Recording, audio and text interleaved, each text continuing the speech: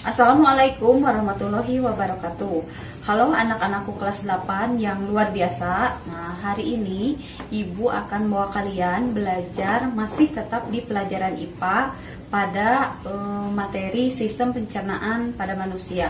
Subbabnya adalah fungsi dan struktur dari organ pencernaan. Sebelum kita belajar pada kesempatan kali ini, alangkah baiknya kita berdoa terlebih dahulu. Semoga apa yang kita pelajari hari ini bisa menambah ilmu dan wawasan kita, dan tentunya membuat kita lebih bersyukur kepada Allah Subhanahu wa Ta'ala. Adapun tujuan dari pembelajaran kita kali ini, yaitu yang pertama, mengidentifikasi organ-organ dan perannya pada pencernaan manusia. Kemudian yang kedua, mengidentifikasi peran-peran enzim pada pencernaan manusia, dan yang ketiga itu adalah mendeskripsikan peran tiap-tiap organ tambahan pada sistem pencernaan pada manusia. Pencernaan makanan dibagi menjadi dua bagian, yaitu pencernaan mekanik dan pencernaan kimiawi. Pencernaan mekanik adalah ketika makanan itu dikunyah, kemudian dicampur dan diremas. Contohnya adalah pada saat kalian mengunyah makanan. Nah, makanan itu dihancurkan oleh gigi.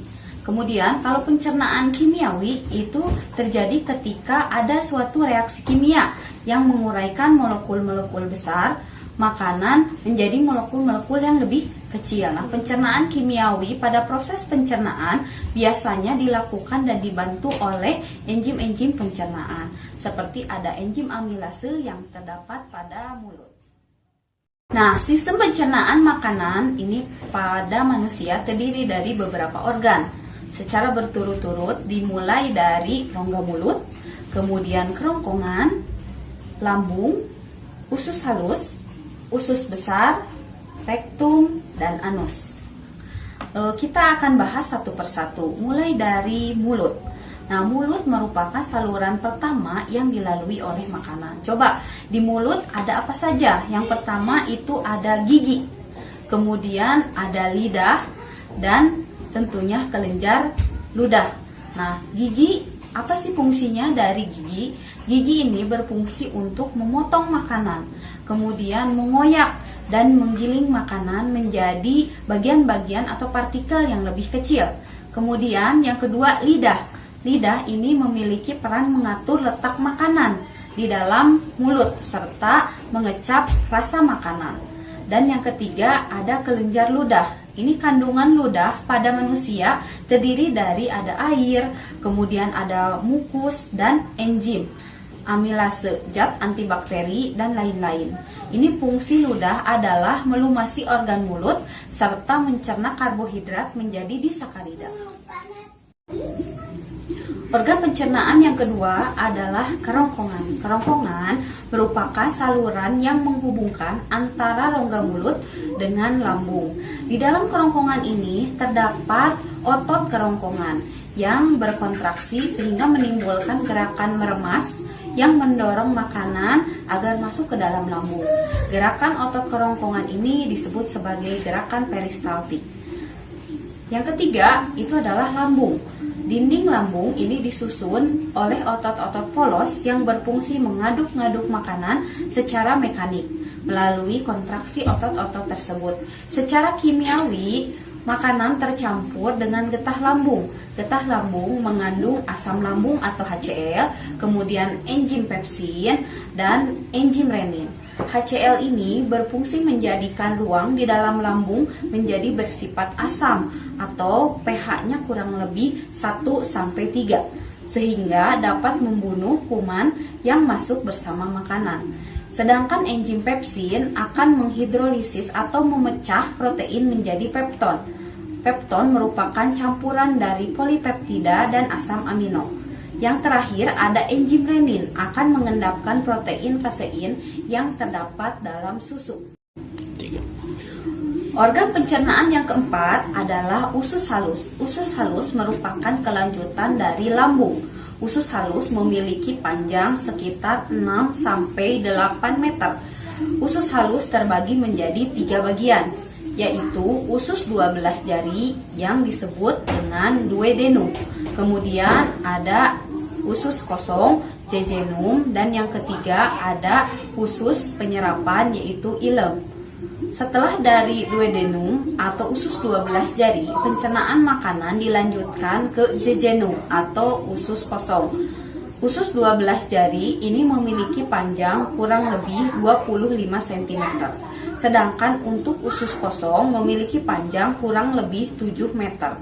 Nah, ukurannya ini usus kosong ini memiliki ukuran lebih panjang dibandingkan usus halus yang lainnya agar mengoptimalkan kerja enzim sehingga produksi yang dihasilkan untuk diserap lebih banyak. Kemudian penyerapan makanan terjadi di ileum atau usus penyerapan yang memiliki panjang kurang lebih 1 meter. Kemudian penyerapan makanan ini terjadi di ileum. Glukosa, vitamin yang larut dalam air, serta asam amino dan mineral setelah diserap oleh pili usus halus akan dibawa darah menuju hati dan diedarkan ke seluruh tubuh. Organ pencernaan yang berikutnya adalah usus besar. Bahan makanan yang sudah melalui usus halus akhirnya masuk ke dalam usus besar. Bahan makanan yang sampai di usus besar dapat dikatakan sebagai zat-zat sisa. Usus besar ini berfungsi untuk mengatur kadar air pada sisa makanan. Bila kadar air pada sisa makanan ini terlalu banyak, maka dinding usus besar akan menyerap kelebihan air tersebut. Di dalam usus besar terdapat banyak sekali flora usus, yaitu Escherichia coli, yang membantu membusukkan sisa-sisa makanan dan membentuk vitamin K. Sisa makanan yang tidak terpakai oleh tubuh beserta gas-gas yang berbau ini disebut tinja atau feses dan dikeluarkan melalui anus. Pencernaan manusia ini tidak hanya terdiri dari saluran pencernaan yang sudah Ibu tadi jelaskan, yaitu mulai dari mulut, kemudian kerongkongan, kemudian ada lambung, usus halus, usus besar, rektum, dan anus. Tetapi juga terdapat organ pencernaan tambahan, yaitu berupa kelenjar pencernaan. Kelenjar pencernaan ini membantu mencerna makanan dengan menghasilkan enzim-enzim yang digunakan dalam pencernaan secara kimiawi. Terdapat 3 organ pencernaan tambahan, yaitu terdiri dari hati, kemudian kandung empedu, kemudian pankreas. Hati berperan dalam menjaga keseimbangan kadar glukosa darah.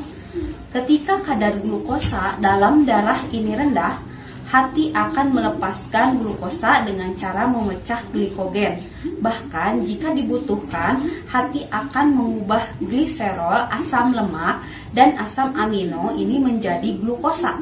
Selain itu, hati juga mengatur kadar kolesterol dalam darah. Kolesterol ini akan diubah menjadi asam folik atau folik acid yang berfungsi untuk mengemulsikan lemak. Sel-sel hati akan mengeluarkan getah yang mengandung kolesterol, asam folik, garam empedu, kemudian lecitin, bilirubin, dan elektrolit. Getah ini disebut dengan getah empedu. Yang kedua yaitu kantung empedu, merupakan organ yang berada di bawah hati. Kandung ini akan menyimpan getah empedu yang dihasilkan oleh hati. Nah, getah empedu ini biasanya berwarna kuning kehijauan karena mengandung pigmen bilirubin. Nah, bilirubin merupakan pigmen yang terbentuk dari pemecahan hemoglobin. Getah empedu akan dikeluarkan ke usus halus dan berperan dalam mengemulsikan lemak. Dengan demikian, lemak akan terpecah menjadi butiran-butiran kecil sehingga mudah untuk dicerna oleh enzim pencernaan. Melanjutkan proses pemecahan hingga dapat diserap oleh tubuh. Yang terakhir, organ tambahannya itu adalah pankreas. Pankreas merupakan organ di balik perut bagian belakang lambung. Sel-sel pada pankreas ini akan menghasilkan cairan pankreas yang akan masuk ke dalam usus 12 jari melalui saluran pankreas. Nah, getah pankreas ini mengandung NaHCO3 atau sodium bikarbonat. dan enzim-enzim pencernaan yang berperan dalam pemecahan karbohidrat, kemudian protein, dan lemak. Pankreas juga merupakan kelenjar endokrin yang menghasilkan hormon insulin.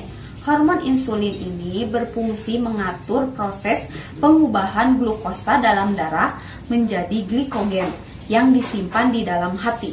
Adanya hormon insulin inilah yang mengontrol keseimbangan jumlah glukosa dalam darah.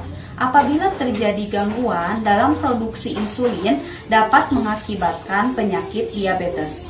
Pada pembelajaran kali ini kita sudah menjelaskan atau membahas tentang sistem pencernaan, subbab, organ dan fungsi dari organ pencernaan. Nah, bagaimana sekarang? Apakah sudah lebih paham tentang sistem pencernaan manusia? Kalau sudah paham, bagus. Semoga belajar kita hari ini menyenangkan ya. Sebagai latihan sekaligus menguji pemahaman kalian, silahkan kalian bisa mengerjakan LKPD, lembar kerja peserta didik yang ada di Google Classroom. Untuk pembelajaran kali ini, Ibu ucapkan terima kasih. Assalamualaikum warahmatullahi wabarakatuh.